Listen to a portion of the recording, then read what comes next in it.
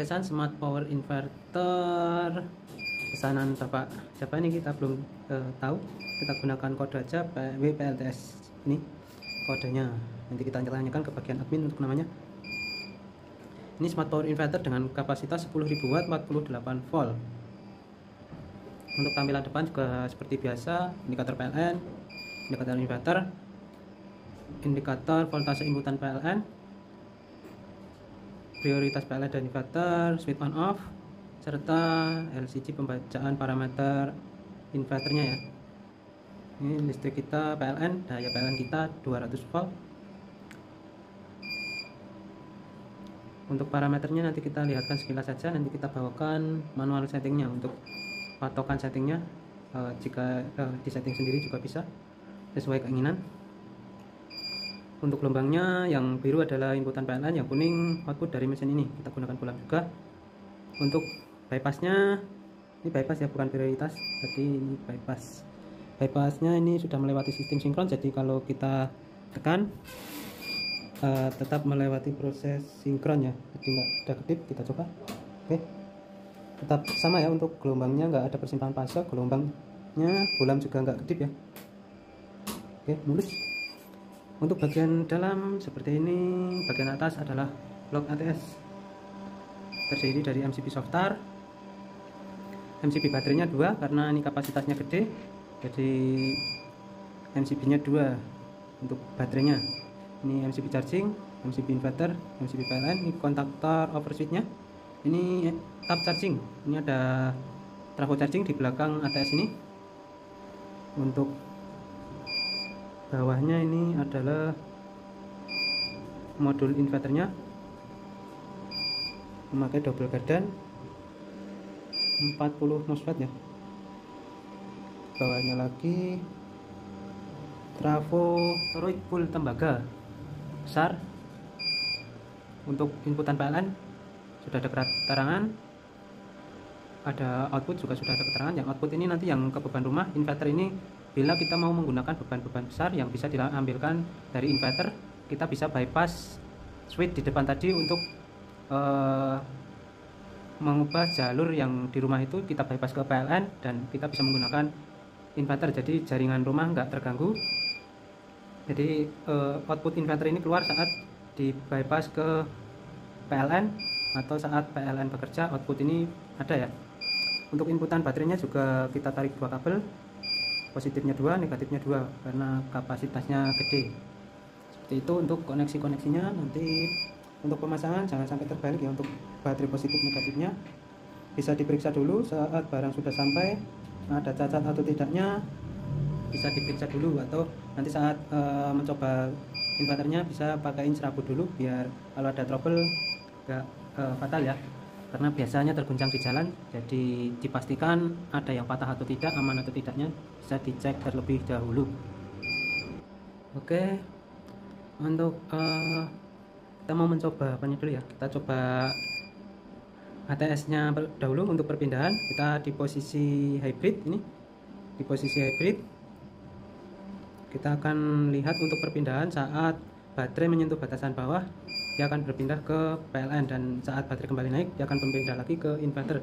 Ini kita simulasikan 49,7 berpindah PLN, 50 berpindah lagi ke inverter. Oke, langsung saja kita coba load beban 300 watt, tambah lagi 600. Oke, mulus berpindah ke PLN, baterai kembali naik, menyentuh batas settingan yang kita setting, berpindah lagi ke inverter. Kita coba lagi.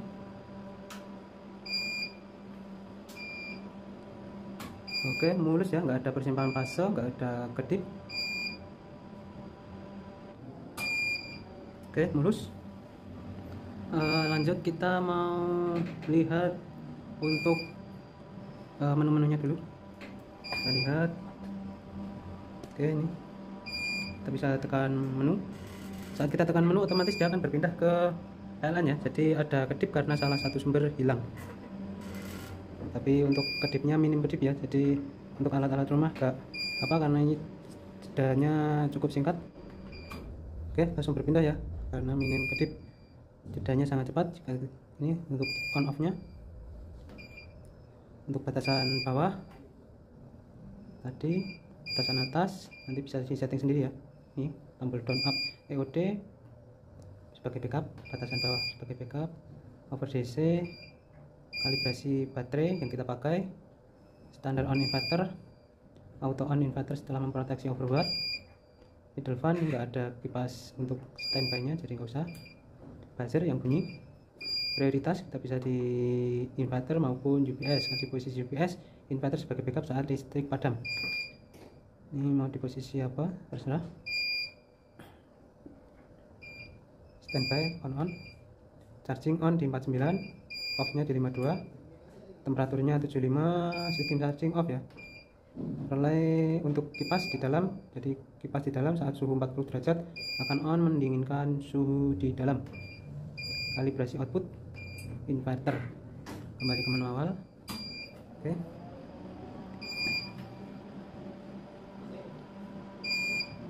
Lanjut kita akan uji tes load ban untuk melihat kemampuan dari inverter ini apakah sampai 10.000 atau tidak. Tapi sebelum kita load, kita akan matikan untuk PLN nya, karena kita mau melihat kapasitas dari inverter ini. Karena kalau saat overwatt dia akan berpindah ke PLN, sedangkan dari PLN kita kecil, jadi nggak mampu ya kalau harus di load sebesar itu lalu berpindah ke PLN, otomatis PLN kita trip. Oke, langsung saja. Ini gelombangnya untuk inverter kita mulus ya. Tadi untuk PLN nya agak cacat karena voltase juga kecil. Oke, langsung saja kita load beban. Oke, kita baru pakai MCB kecil ya untuk MCB dalam. Langsung saja kita on kan. Pertama kali kita matikan dulu untuk switch depan. Kita on kan MCB soft-start. Kita tunggu 10-15 detik. Kita on kan MCB utama. Kita on kan semua. Lalu kita off kan MCB soft-startnya. Setelah itu kita on kan switch on off nya. Oke, sudah nyala lagi. Oke, kita akan lanjut load lagi.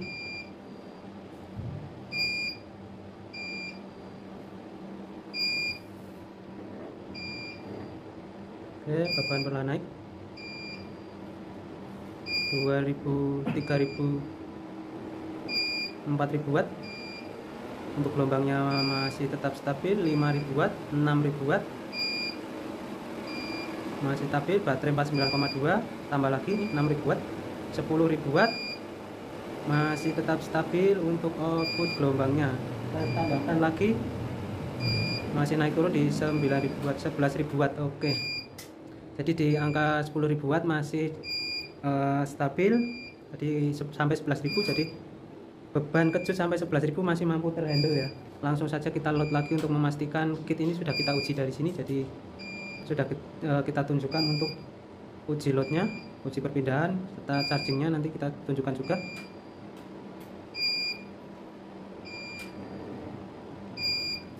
Oke, ini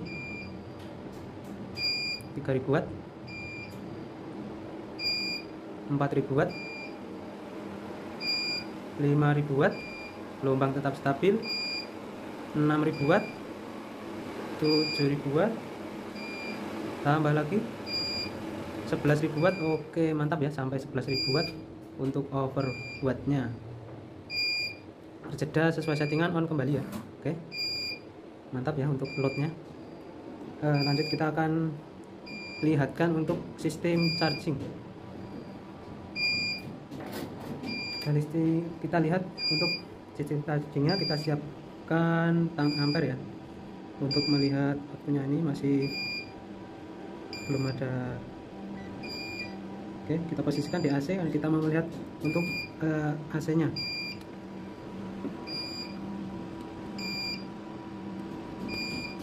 Oke, masih 0 karena posisi tab di sini juga masih off, MCB off, dan tabnya juga off. Untuk langkah pertama, oh ya tadi kita belum on kan untuk PLN nya. Ini PLN juga sudah masuk, ini juga masih 0 ya karena belum ada sistem charging. Oke, kita putar tabnya dulu ya untuk on kan sistem chargingnya karena kita akan melewati sistem soft start. Oke, Di tab 1 2 ampere, 400 watt, listrik kita 200 volt ya tadi. Jadi fungsi tab charging untuk menyesuaikan arus atau menyesuaikan listrik rumah kita. Jika drop bisa di tab 3, jika normal bisa di tab 1, nanti bisa disesuaikan sendiri. Kita pindah ke tab 2, kita matikan MCB nya, baru kita putar tabnya ya. Oke, kita on kan tab 2 800 watt. Kita lihat tab 3,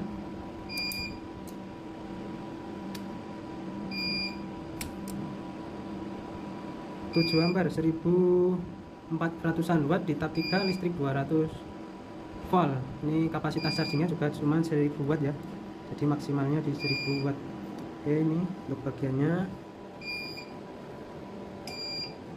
Oke, ada bunyi klik, chargingnya off, kayaknya baterainya sudah penuh ya. Oh, listrik PLN kita padam, jadi chargingnya hilang. Ini voltase dari PLN hilang. Oke, mungkin cukup seperti itu untuk pengujian. Oke, ini masuk lagi pengujian smart power inverter dengan kode WPLTS 0203 kali ini. Untuk sistem ATS sudah kita tunjukkan, untuk buat output juga sudah kita tunjukkan, untuk charging juga sudah. Untuk hasilnya tadi ya cukup lumayan. Nanti bila kebingungan untuk pemasangan bisa langsung ditanyakan ke kita. Ini sebenarnya semua sudah ada keterangannya, tinggal memahami aja. Nanti bisa langsung ditanyakan. Oke, sekian pengujian unit smart power inverter 48 volt 10.000 watt kali ini. Sekian, terima kasih. Salam Aspro Jogja.